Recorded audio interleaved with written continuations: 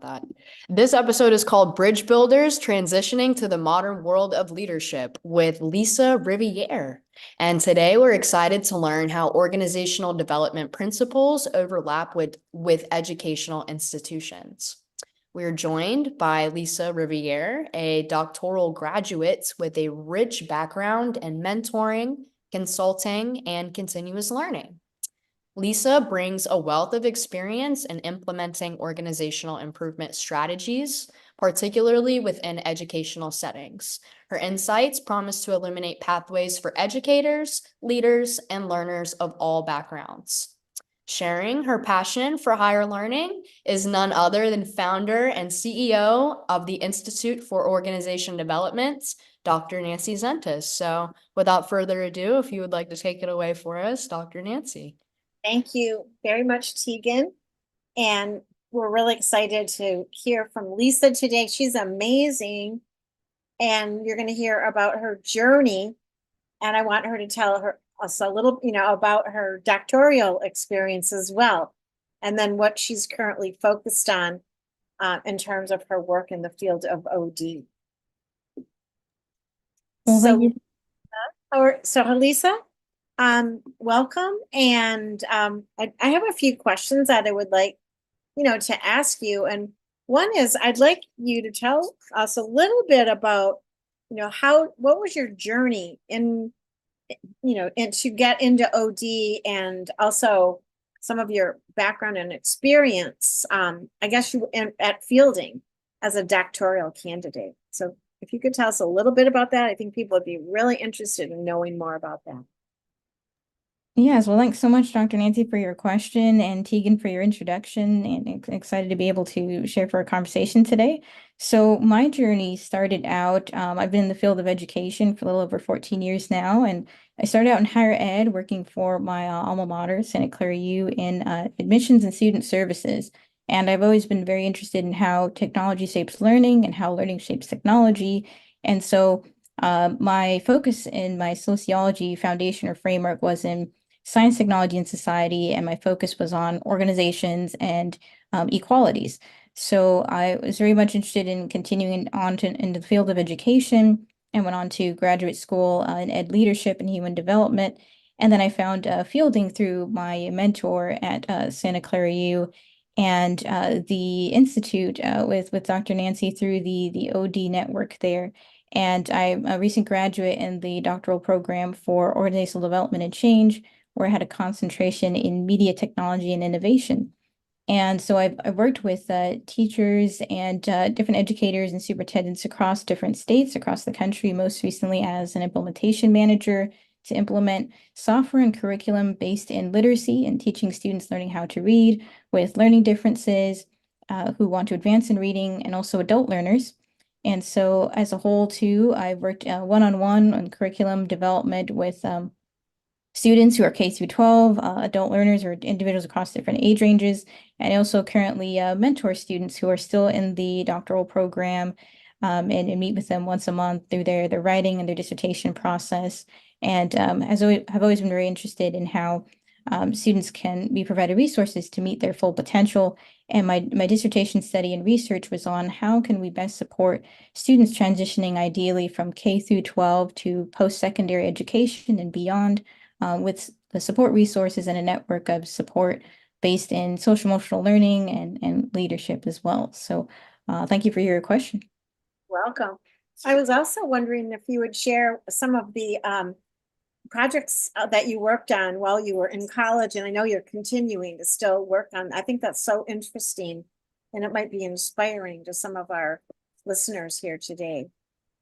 Yes, thank you. So I was able to have a number of projects and conferences that I had the honor of being involved with, and I'm still a research fellow with the Institute of Social Innovation and the Marie Fielder Center for Democracy and Education of Fielding, and also serve on the Global Inclusion Council, where I'm developing a project or a framework that will allow professional development for individuals that are developing a project or program or resource to support individuals and imagine anticipating their needs from different perspectives. So, for example, It would be choosing from a number of colors, and based on the color an individual chooses, that would represent a particular attribute. So it could be socioeconomic status, or whether a student might be first generation or first in their family to attend college, and imagining how would you build a product or develop a program based on that person's perspective or anticipating their needs. And then other projects I had done include a variety of resources and research, including a couple of awards with our team for our program. Thank you, Lisa. Let's get into the, into what your original topic was. And you wanted to talk to us about what does the modern world of leadership and education look like? So I think that's a really interesting topic. Yes, definitely. So I've always been very interested in the idea of formal and informal leadership and what that looks like and how it shapes our organization. So, for example, somebody may not have the official title of a leader, but they may be the go-to person because of their knowledge or their seniority or just their approachability in an organization. Maybe they're at the front desk, or maybe they engage across teams. And they might be the individual with the institutional knowledge or the ability to connect with maybe being the frontline person, engaging with clients, engaging with students, and then can bring back those concerns to different level leaders. And the more formalized leaders can then have an idea of reciprocal learning, where it can be a bottom-up approach to helping to shape some of their goals and initiatives in the organizations moving forward. And tell us a little bit about how would that work, and how would an OD consultant help an organization to implement that type of a change? Yeah, great question. I appreciate. So basically, what a consultant could do is they could look at the different demographics or different groups that a program or a project or product would serve, and thinking about anticipating their needs and how to bridge those gaps. So, for example, we're creating technologies and softwares for individuals who might be new to technology, so students K through 5 who might be using it for the first time, but also thinking about the teachers who need to be trained on those technologies and what it looks like from their end, the ease of use, logging in, and then looking in at the data, the frequency of how people log in. And if we see maybe a drop off in that, particular usage or a growth area, how we can best help inform and create a report that can help connect to the goals of the particular school or the organization, that can then maybe help some of the leaders who aren't directly engaged with the clients involve a persona. So how do we anticipate what it would look like for a teacher who maybe has a lot of different technologies they need to learn, but making it as easy as possible? Or an individual who's a student who's a language learner and wanting to learn about what's the best way to approach translation features in the software, or a parent who might be helping their student log in. And so thinking about it from different perspectives and anticipating and bridging the gaps of those needs, I see as a core key ability of consultants. I love that. I love the idea. It reminds me years ago of I think it's Heskett. And he had a service triangle model, customer service triangle, with the employee at the bottom and it was an inverted triangle instead of the leader at the top and the employees at the bottom. It was inverted, so the employees serving the customer were at the top and the leaders were serving the employees serving the customer. I really like that model. I think I wrote a paper on it as well. But I was just thinking about, it seems like now what you're advocating is to kind of teach people who are serving the customer to have some of the OD skills that we've all learned, and how you would actually maybe even use an action research model or a change management model. Can you say something about that? Yeah, thanks for your insights there. I really do enjoy engaging with the action research model and putting practice into place in a framework. And I actually helped to develop a framework in my dissertation that's based on growth mindset and 21st century learning skills, whether it's digital literacy or digital citizenship. And the idea too of the client or customer journey. So what does it look like when you engage with, either a software or website intuitively, or the user experience from another perspective, and thinking about what that looks like in terms of OD and what types of resources we provide for not only training of individuals who will be teaching or using the softwares or products, but also in general, how that can then be scaled across cross-functional teams. So, for example, you may have a sales team that hands a baton to an implementation team that then involves, a number of individuals who maybe subject matter experts or a bit more generalists who help the process. So what that looks like in terms of connecting the goals of each team to the overall kind of core framework of what the overarching metrics for success are, both for that individual organization and then the consultants and what they're helping their clients to grow in. Excellent. So have you currently been working with any group helping them to achieve this model? Yes, currently I've been working with a group of local Santa Clara County educators that host different award ceremonies and recognition ceremonies and college readiness programs with some local universities. And so I've been helping them put together their curriculums for the college readiness summits for both middle school and high school students. And so that invites a little over 400 students from all over the district, from different public and private schools, with panelists and individuals to learn more about what the college process entails, what the landscape of their future could look like, and different resources. And I also help to manage the implementation of their new website as well, and registration for their events on their website. Could you give us a little bit of advice on how do we approach senior leaders and get them to buy into the fact that they need someone with an OD background to help them with an initiative similar to what you are working on? How do you address that? Yeah, that's a great question. And I would say, from my experience also serving on board of directors for both universities and a couple of nonprofits, that sometimes having the outside perspective from an individual from a different sector may bring valuable experience that sometimes internal organizations may not have had the chance to consider yet. So, for example, they may have an outside consultant come in and say, well, you have a great framework here for serving your current clients and customers, but if you wanted to expand or scale or learn to close this gap in particular with some of the needs that we're seeing, or to build a bridge amongst, these are maybe a couple of the key areas that we see are areas of need, and based on anticipating that and maybe looking at quantitative and qualitative data or action research, here's what we could, suggest or support. So one example could be in my dissertation in particular, I was originally planning to interview students, but decided to utilize some publicly available data where students were posting about their experiences anonymously online. And so I was able to take some of their narrative feedback, whether it's a survey or just in general, and then analyze it into a word cloud generator, and that created some themes that stood out about the themes and things and items that were most impacting students' experiences. And I believe that could be utilized for clients as well if we engage with feedback and we ask at different points in time what they hope to learn, what they learned from a process, or what their goals are. We can definitely, at those different touch points with those metrics, help to frame that direction of what that could look like moving forward and bridge those gaps.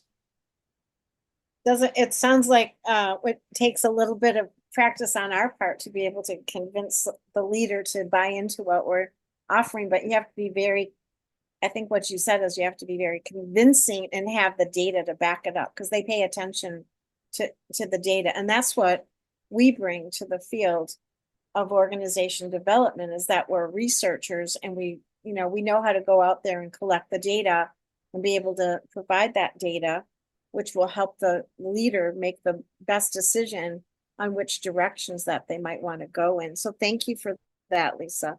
I'm going to jump a little bit now, because you've been saying technology, and it looks like you've got, this strong background in technology, and some of us are a little bit behind on our technology capability. So I was wondering if you could tell us a little bit more about your thoughts on how does technology, what part does it play in modern education?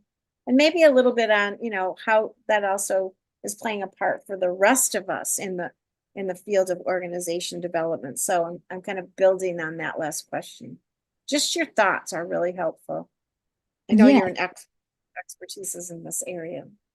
Thank you. Yeah, I appreciate your insights on as well. And overall, I would say that definitely technology opens up a path of accessibility for many as a resource. So we talk about often bridging the digital divide. So within the past few years, we've seen a catalyst and move towards embracing technology. But what that looks like in terms of ensuring everyone has a device or internet access or Wi-Fi.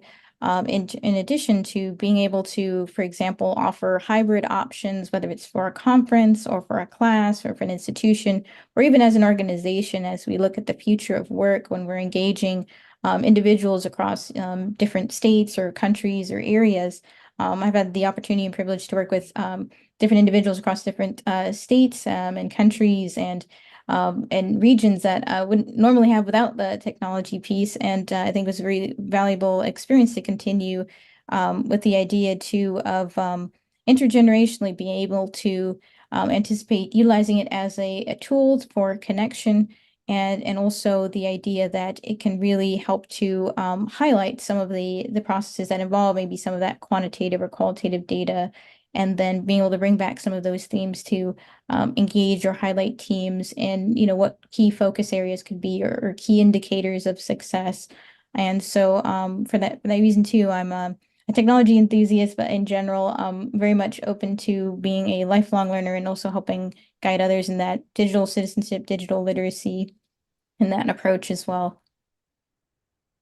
That's amazing.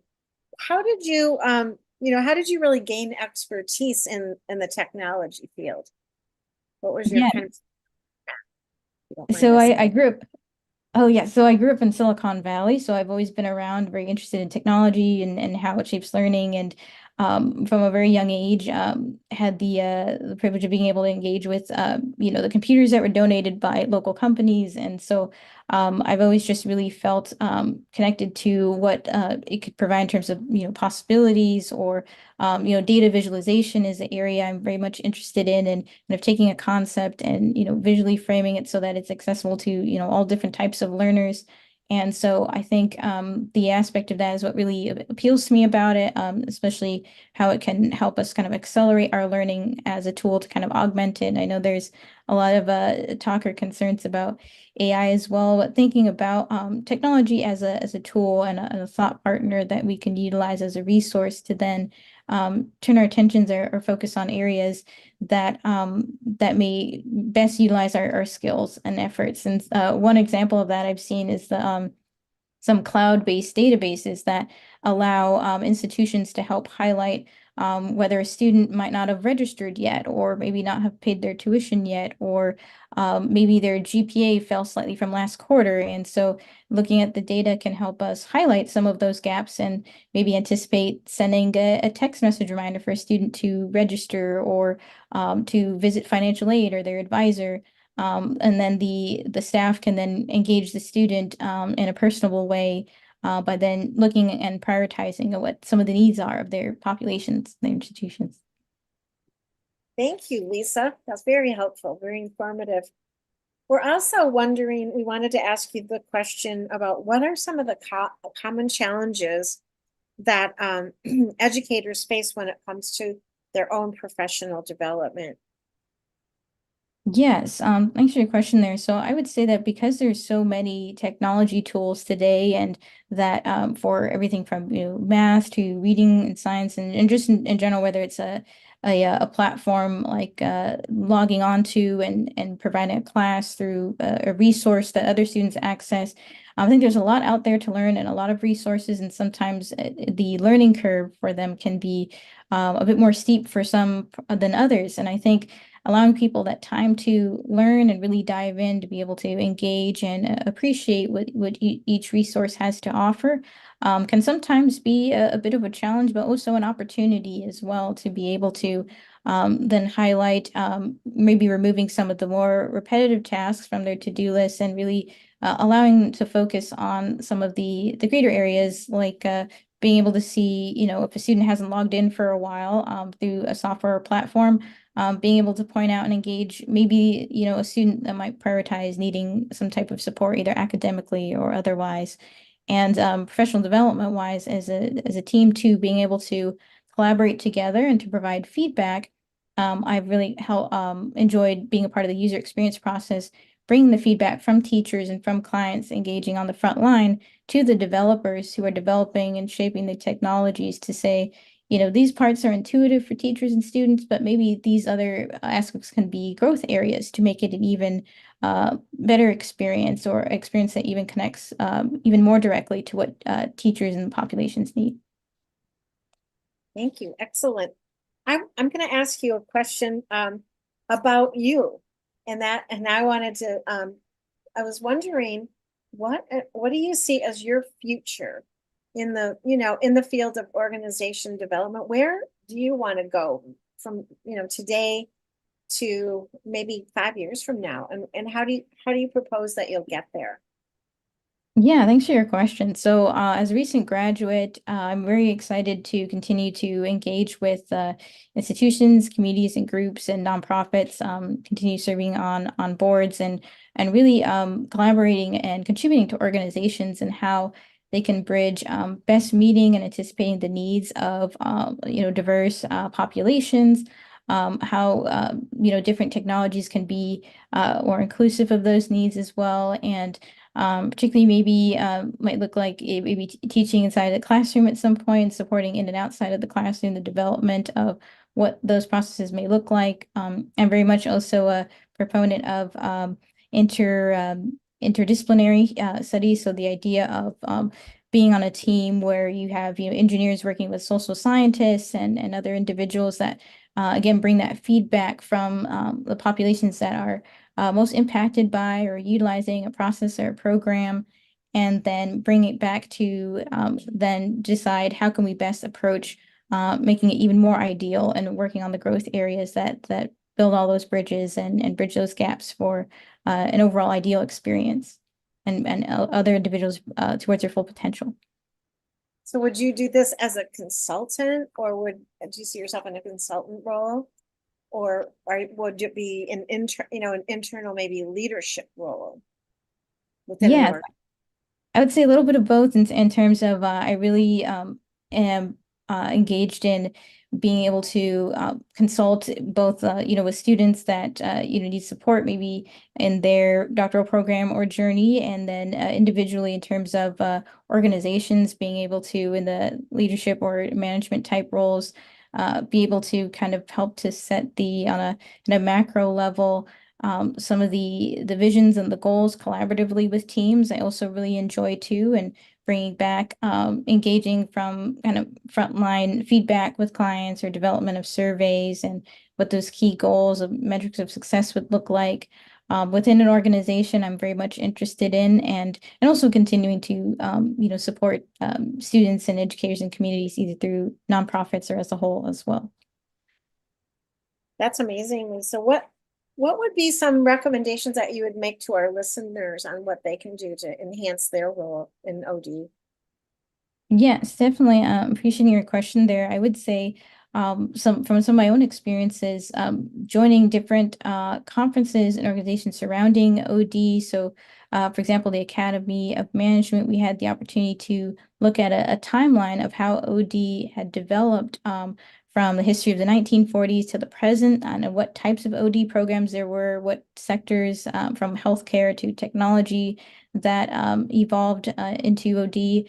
And so I would say being a part of different networks and organizations that emphasize OD, and including the Institute here as well, just to get a sense of the landscape of what it's like, and then connecting it to their specialized area of expertise or experience or sector. So whether that could be, healthcare or HR or in coaching or learning and development, how does their overall goal and their skill and their strengths, how does that connect to maybe where they see it that an organization could go? Thank you, Lisa, so much. Well, thank you again for sharing your knowledge and your skills and your expertise. And you've had an amazing journey And I'm just really so proud of all the things that you've accomplished. And we want to continue to be, be in a network together. So I invite you to come back at any time and to share with us, projects that you're working on, your thought, your leadership. I really, really appreciate it.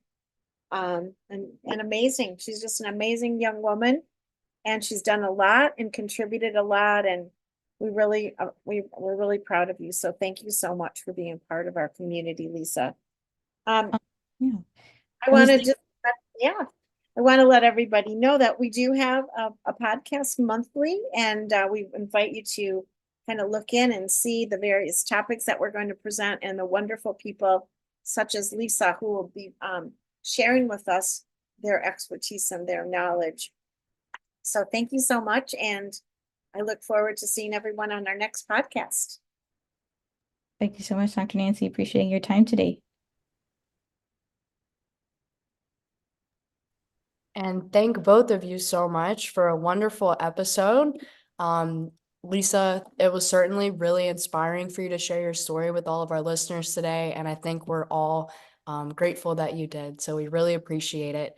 And just to add, now more than ever, obtaining certifications is critical in a competitive business environment in order to help professionals like you stand out. So to all of our listeners, being a credentialed expert helps build that trust among senior leaders and positions you as an established expert in your field. So that way you're able to make contributions like Leesa was able to make, because she is a continuous learner.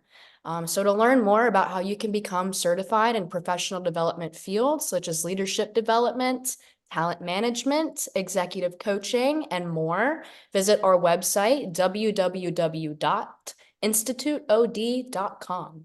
Until next time, thank you for tuning in to Ask the OD Doctor.